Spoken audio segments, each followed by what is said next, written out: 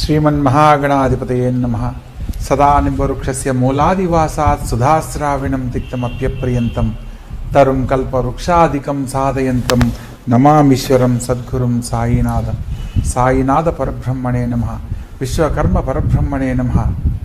ప్రస్తుత కాలంలో ప్రతి ఒక్కరి జీవితంలో ఎన్నో రకాల ఉన్నతమైన జీవితాన్ని పొందాలని ప్రయత్నం చేస్తూ ఉంటారు.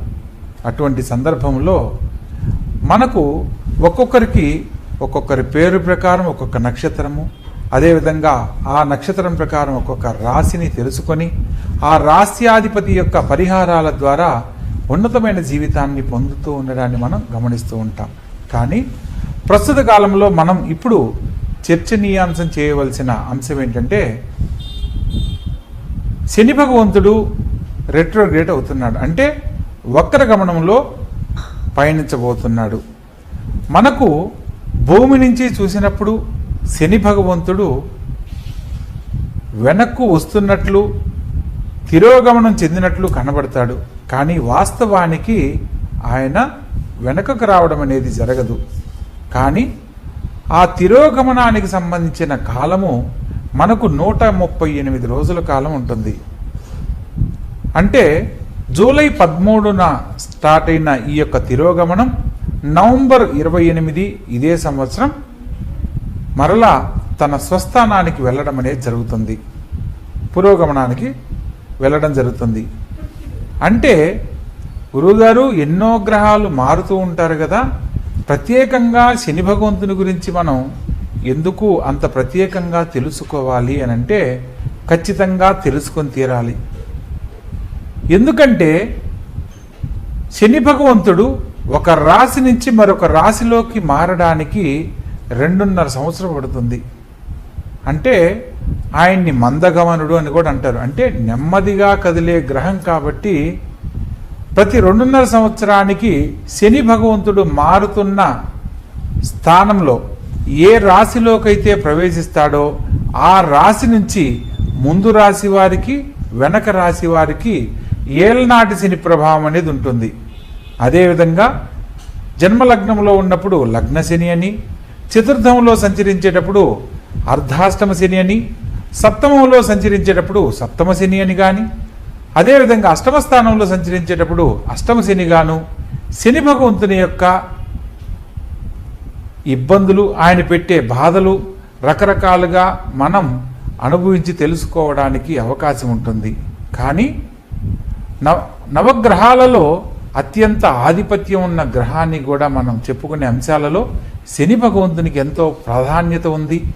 మనం అనుసరించే విధానాన్ని బట్టి, దైవానుగ్రహాన్ని బట్టి ఆయన అనుగ్రహంతో ఉన్నతమైన జీవితాన్ని పొందేదానికి కూడా అవకాశం ఉంది.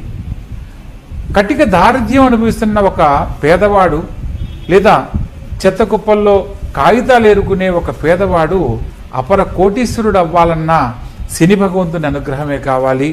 అపర కోటీశ్వరుడైన వాడు కటిక దారిద్ర్యాన్ని అనుభవించే స్థితికి రావడానికి కారణము కూడా శని భగవంతుని వల్ల మాత్రమే జరుగుతుందనేది మనం తెలుసుకోవచ్చు. ఈయన్ను న్యాయాధిపతిగా, ధర్మకార్యాచరణుడిగా కూడా మనకు జ్యోతిష్ శాస్త్రం తెలియజేస్తుంది. ఎవరైతే వారి వారి ధర్మాలను కట్టుబడి ఆచరిస్తూ ఉంటారో వారికి ఆయన ఎప్పుడూ కూడా ఆత్మీయుడు, అనుసరణీయుడు. వారి అనుకూలతకు సంబంధించిన ప్రతిదీ కూడా ఆయన అనుగ్రహించడం జరుగుతుంది. ఎవరైతే ధర్మాన్ని తప్పి ప్రవర్తిస్తారో వారికి పూర్వజన్మ కృతం పాపం అన్నట్లు చేసుకున్న ప్రతి కర్మను మరలా తిరిగి వాళ్ళు తెలుసుకొని అనుభవించేలా చేయగలిగిన సత్తా కలిగిన వాడు ఆ శని భగవంతుడు. అటువంటి శని భగవంతుని యొక్క అనుగ్రహాన్ని పొందడానికి ముందు ప్రస్తుతము మీనరాశిలో సంచరిస్తున్న శని భగవంతుడు ఇదే సంవత్సరం 2025 మార్చి 29న మీనరాశిలోకి కుంభరాశి నుంచి ప్రవేశించడం జరిగింది. తిరోగమనంలో మనకు కుంభరాశిలో సంచరిస్తున్నట్లుగా గనక మనం గమనించినట్లయితే, ప్రస్తుతం జరుగుతున్న కాలగమనంలో శని భగవంతుడు తిరోగమనానికి సంబంధించిన ఎటువంటి ఫలితాలు ఇస్తాడో మనం తెలుసుకుందాం. ప్రతి 30 సంవత్సరాలకు అదే రాశిలో సంచరిస్తూ ఉంటాడు. అంటే ప్రస్తుత కాలంలో తిరోగమనంలో కుంభరాశిలో సంచరిస్తూ ఉన్నాడు. అంటే ఏళ్నాటి శని ప్రకారం ప్రస్తుతము కుంభరాశి వారు మరియు మీనరాశి వారు అదేవిధంగా మేషరాశి వారు ఎదుర్కొంటూ ఉన్నారు. ప్రత్యేకంగా మీనరాశి నుంచి తిరోగమనంలో కుంభరాశిలోకి సంచరించే విధంగా ఇంతకుముందు 30 సంవత్సరాల క్రితం వెనక్కి గనక మనం వెళ్ళినట్లయితే, ఉదాహరణకు ప్రతి 29 సంవత్సరాల 5 నెలలకు ఈ శని భగవంతుడు తిరోగమనం చెందడం జరుగుతుంది. ప్రస్తుత కాలంలో జూలై 13 నుంచి నవంబర్ 28 వరకు ఇదే 2025 సంవత్సరంలో తిరోగమనం చెందుతున్న సమయం. 1993లో కూడా ఇదే ప్రకారం జరగడం జరిగింది. అయితే మనము ఇప్పుడు జరగబోయే విషయాల గురించి మనం తెలుసుకోవాలంటే 30 సంవత్సరాలు వెనక్కి వెళ్ళి ఆ సమయంలో జరిగిన కొన్ని పరిస్థితులను కనుక మనం గమనించినట్లయితే ప్రస్తుత కాలంలో మనం జాగ్రత్త పడి ఉన్నతమైన జీవితాన్ని పొందడానికి అవకాశం ఉంటుంది. 1993లో ఈ యొక్క శని భగవంతుడు మీనరాశి నుంచి కుంభరాశిలోకి తిరోగమనం చెందే సందర్భంలో జరిగిన విపత్తుల గురించి మనం కొన్ని చర్చించుకుందాం. 1993లో ప్రత్యేకంగా బాబ్రీ మసీదుకు సంబంధించిన కూల్చివేతకు సంబంధించిన కొన్ని అంశాలు జరగడం, మత కల్లోలాలకు సంబంధించిన కొన్ని ఇబ్బందులు ఎదుర్కోవడం, ఆర్థికపరమైన సమస్యలతో సతమతమవడం ప్రత్యేకంగా మనం గమనించాం. అదేవిధంగా 1993 ఫిబ్రవరిలో వరల్డ్ ట్రేడ్ సెంటర్కు సంబంధించిన కూల్చివేతకు సంబంధించిన ఘటన కూడా జరిగింది ఈ యొక్క శని భగవంతుడి తిరోగమనంలోనే. అక్కడి నుంచి మరలా కొంత 30 సంవత్సరాలకి 29 సంవత్సరాల 5 నెలలు వెనక గనక వెళ్ళినట్లయితే 1964లో ప్రత్యేకంగా పండిత్ జవహర్లాల్ నెహ్రూ గారు మరణించడము, అదే సందర్భంలో లాల్ బహదూర్ శాస్త్రి ప్రధానమంత్రిగా ఎన్నిక కావడము, ప్రపంచ దేశాలలో ఆర్థిక పరిస్థితులకు సంబంధించిన కొన్ని నూతన ఆలోచనలు వెలుగులోకి రావడం కూడా జరిగింది. అదేవిధంగా మనం ఇలా గనక చెప్పుకుంటూ వెళ్ళినట్లయితే శని భగవంతుడు తిరోగమనంలో మన జీవితానికి సంబంధించి కొన్ని ఫలితాలను పొందాలి అనంటే మన యొక్క పూర్వం భవిష్యత్తుకు సంబంధించి తెలుసుకునే అంశాలలో గతం జరిగిన విషయాలను గుర్తు చేసి భవిష్యత్తులో ఎటువంటి ఉన్నతమైన జీవితాన్ని పొందగలమో తెలియజేస్తూ ఉంటాడు. ప్రత్యేకంగా శని భగవంతునికి సంబంధించిన ఇచ్చే ఫలితాల్లో ఆలస్యం ఉంటుంది. ఏ పనైనా సరే అనుకోగానే జరగకపోవడం, అరే నేను ఇల్లు కొనుక్కుందాం అనుకున్నాను, ఈ కారణం చేత అది ఆలస్యం అయిపోయింది, లేదా మనకి ఎవరైనా డబ్బులు ఇవ్వాలి, లేదా మనం ఒక ఇల్లు అమ్మి ఇల్లు కొనుక్కోవాలనుకున్నప్పుడు ఆ ఇంటికి సంబంధించి అమ్మకాలలో ఆలస్యం అవ్వడం, లేదా రావాల్సిన ధనం ఒకవేళ ఇల్లు అమ్మినా రావాల్సిన డబ్బు సకాలంలో రాకపోవడం వల్ల కొంత మరలా మనం ఏదైనా నూతనంగా చేయాలనుకున్న కార్యక్రమాల్లో పనులు ఆలస్యం అవడానికి ప్రధానమైన కారణంగా చెప్పవచ్చు. అదేవిధంగా శ్రమ ఒత్తిడికి గురి చేస్తాడు. మనం ఏదైనా ఒక పని చేస్తుంటే ఒక ఉద్యోగి ఉదయం నుంచి సాయంత్రం వరకు 8 గంటలు మాత్రమే పనిచేస్తారు. కానీ ఈ యొక్క శని భగవంతుడు సంచరించే క్రమంలో 10 గంటలు, 11 గంటలు, 12 గంటలు కూడా పని చేయవలసిన పరిస్థితిని కల్పిస్తాడు. శ్రమ అధికం చేస్తాడు. పనుల వల్ల ఒత్తిడిని, మానసికంగా మనిషిని కొంచెం కృంగదీసే విధంగా పరిస్థితులు ఎదుర్కోవడం అనేది ఖచ్చితంగా జరిగి తీరుతుంది. అదేవిధంగా కొంత దైవ చింతనకు లోనయ్యేలా కూడా చేస్తాడు. మనము ఎప్పుడైతే భగవద్భక్తికి దగ్గరవుతామో ఆ సందర్భంలో శని భగవంతుని అనుగ్రహాన్ని పొందేందుకు కూడా అవకాశం లభిస్తుంది. అదేవిధంగా కొన్ని సందర్భాల్లో నిరీక్షణ, మన జీవితం మీద మనకు ఆలోచన లేకుండా కూడా చేసే సందర్భాలు ఎన్నో ఉన్నాయి. అరే నాకే ఎందుకు జరుగుతుంది, నేనే ఎందుకు ఇలా ఉన్నాను, నాతో పాటు ఉన్న వాళ్ళందరికీ త్వరగా ఉద్యోగాలు వచ్చాయి, లేదా నాతో పాటు ఉన్న వాళ్ళందరికీ త్వరగా వివాహాలైనవి, నాకెందుకు ఇలా జరుగుతుంది అని మనలో మనమే నాకు ఈ జీవితం అవసరమా అనే సందర్భాలు కూడా ఎదుర్కొన్న సందర్భాలను మనం ఎంతోమందిని గమనించవచ్చు.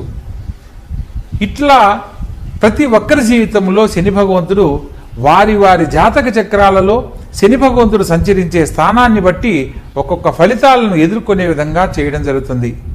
అటువంటి సందర్భాలలో శని భగవంతుని యొక్క అనుగ్రహాన్ని పొందడానికి ఎవరైతే అనుకూలతకు సంబంధించి శని భగవంతునికి సంబంధించిన ఆరాధన కానీ, శని రక్షా స్తోత్రం కానీ, శని భగవంతునికి సంబంధించిన ప్రీతికరమైన దానాన్ని ఇవ్వడం కానీ, అదేవిధంగా తైలాభ్యంగనం చేయించడం కానీ, అదేవిధంగా శని ప్రీతికి సంబంధించిన వస్తువులు శని భగవంతుని ఆలయాల్లో, శనేశ్వర ఆలయాలలో ప్రత్యేకంగా పూజలు జరిపించి బ్రాహ్మణులకు దానం ఇవ్వడం కానీ, హెల్ప్లెస్ పీపుల్ అంటే పేద వయోవృద్ధులకు కానీ, పేదవాళ్లకు, అంధత్వంలో ఇబ్బంది పడుతున్న వారికి, అందులకు వీళ్ళందరికీ కూడా సేవ చేయడం ద్వారా కూడా శని భగవంతుని యొక్క అనుగ్రహాన్ని వెంటనే పొందేందుకు అవకాశాలు ఎన్నో ఉన్నట్లు మనకు జ్యోతిషశాస్త్రం వివరంగా తెలియజేస్తుంది. ప్రస్తుత కాలంలో ఈ యొక్క 2025 సంవత్సరము జూలై 13 నుంచి నవంబర్ 28 మధ్య కాలంలో జరుగుతున్న శని భగవంతుని యొక్క మీనరాశి నుంచి రెట్రోగ్రేట్ అయ్యి తిరోగమనం చెందుతున్న సందర్భంలో శ్రీమద్ విరాట్ పోతులూరు వీరబ్రహ్మేంద్ర స్వాములు వారి కాలజ్ఞానం ప్రకారం కూడా ఈ సందర్భంలో ఎన్నో రకాల విషవాయువుల చేత ఎన్నో రకాల సమస్యలతో ప్రజలు ఇబ్బంది పడతారనేది కాలజ్ఞానంలో తెలియజేయడం జరిగింది. ప్రత్యేకంగా ఈ సంవత్సరం మనము ఎందుకు గత సంవత్సరంలో అంతకుముందు జరిగిన ఎందుకు చర్చనీయాంశం చేసుకున్నామంటే, ప్రస్తుత కాలంలో కూడా ఇదే సంవత్సరం మార్చిలో శని భగవంతుడు కుంభరాశి నుంచి మీనరాశిలోకి ప్రవేశించడం జరిగింది. శని సంచారం మొదలైన ప్రారంభ కాలం నుంచి మనకు కాలిఫోర్నియాలో ఎంతో ఆస్తి నష్టం జరగడము, జర్మను, ఫ్రాన్స్ వంటి దేశాలలో తుఫాన్ల వల్ల, ఎర్త్ క్రాక్ వల్ల ఎంతో భూ నష్టము, జన నష్టం కలగడము, అదేవిధంగా ఈ మధ్య కాలంలో బెంగళూరు నుంచి కామాఖ్యకు ప్రయాణమవుతున్న ట్రైన్కు సంబంధించిన యాక్సిడెంట్లో ఎంతోమంది మరణించడం కూడా మనం గమనించాము. ప్రస్తుత కాలంలో ధర్మస్థలలో ఎదుర్కొంటున్న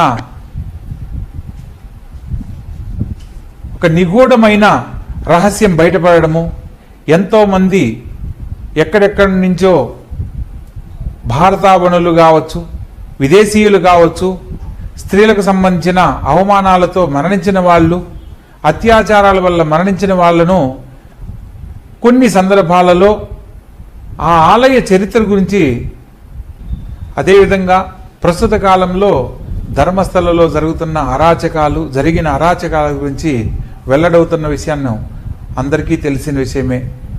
ఎంతోమంది స్త్రీలు అఘాయిత్యాల పాలై మరణించిన వాళ్ళను ఎంతోమందిని మనం తెలుసుకుంటూ ఉన్నాం ప్రస్తుత కాలంలో.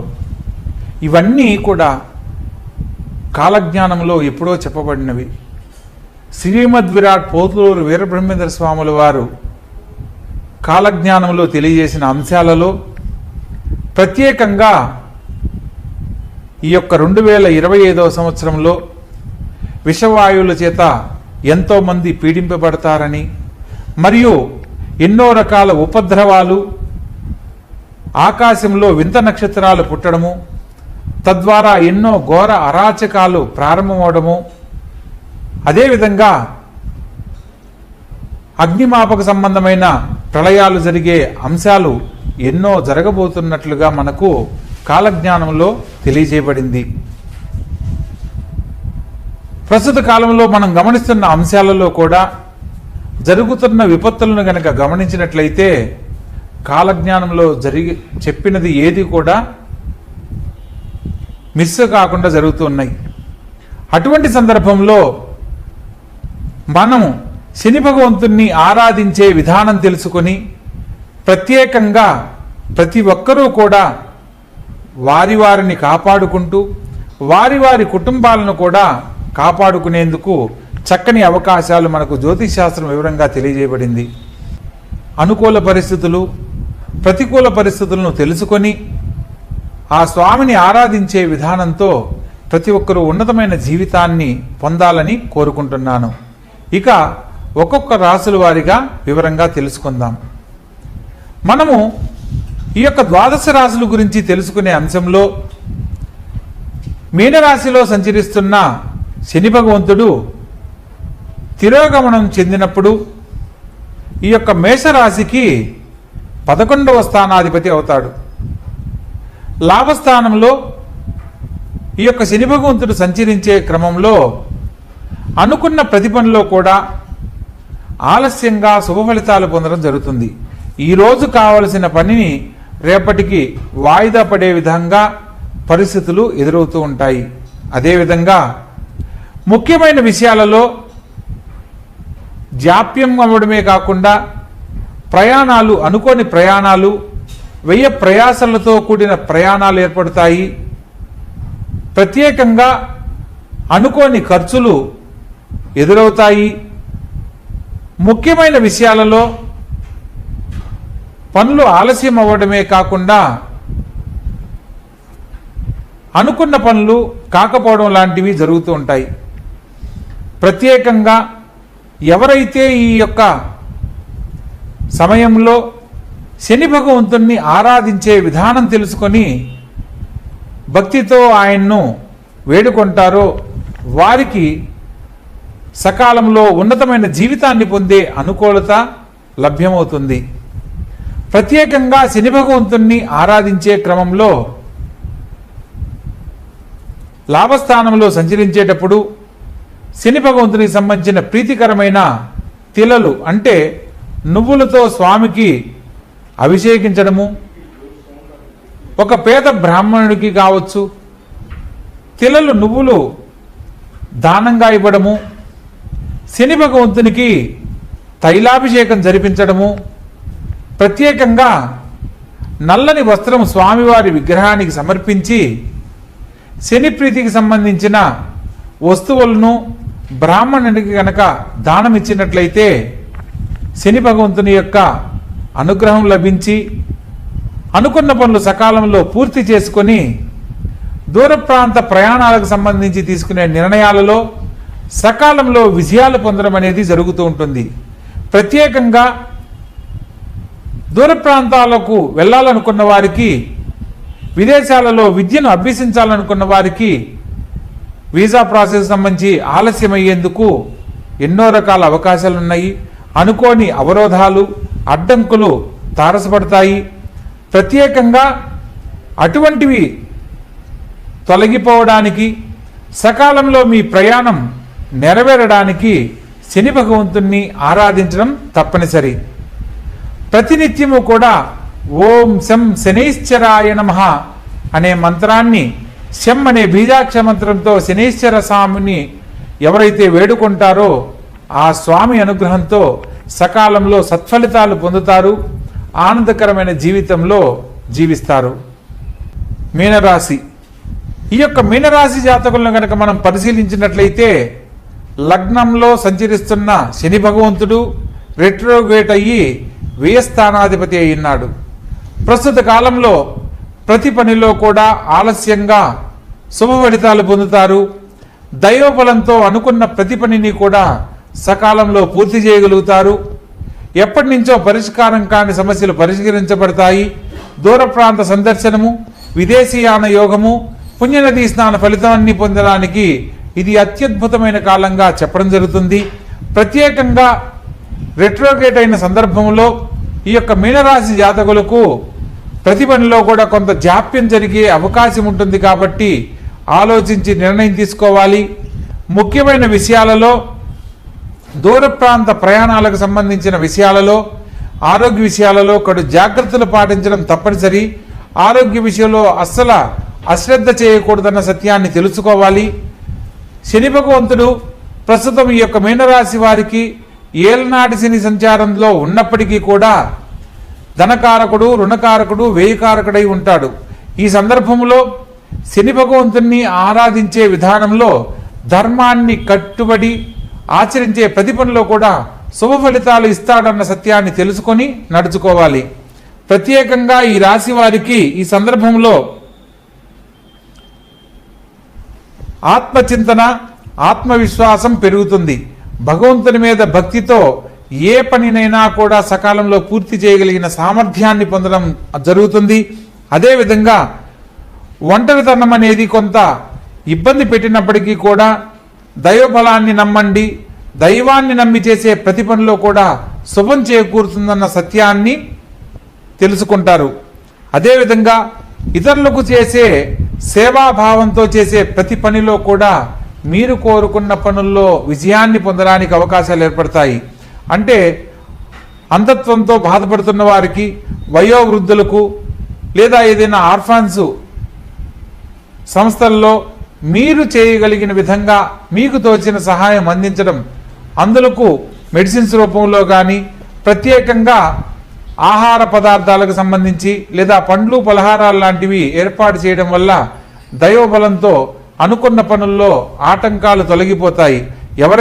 ఎవరికైతే మీరు అన్నార్తిలోని వారికి ఆకలి తీర్చారో వారు ఆత్మసంతృప్తితో భోజనం భుజించిన తర్వాత నాయనా నువ్వు చల్లగా ఉండాలి లేదా మీ కుటుంబ సభ్యులు బాగుండాలని మనస్ఫూర్తిగా తిన్న తర్వాత వాళ్ళు పలికిన ఆ మాటలకు సాక్షాత్తు భగవంతుడు ఆనందభరితుడయ్యి మీరు ఆ వయోవృద్ధుడు ఏదైతే మనస్ఫూర్తిగా ఆశీర్వదిస్తాడో అది మీ కుటుంబంలో జరిగే విధంగా అనుగ్రహింపబడడం జరుగుతుంది. కాబట్టి ఎవరికైనా మనం దానం కానీ లేదా సేవ కానీ చేసే సందర్భంలో నిస్వార్థపూరితమై ఉండాలి. ఏదో మనం ఫలితాన్ని ఆశించి ఏది చేయకూడదు. ఎదుటివాడి ఆకలిని గమనించి వాడి ఆకలిని తీర్చే ప్రయత్నం మీరు చేసినట్లయితే భగవంతుడు మీ జీవితానికి కావాల్సింది మీకు అందిస్తాడన్న సత్యాన్ని తెలుసుకొని మీరు ఆచరించాలి. ప్రత్యేకంగా ఈ రాశి వారికి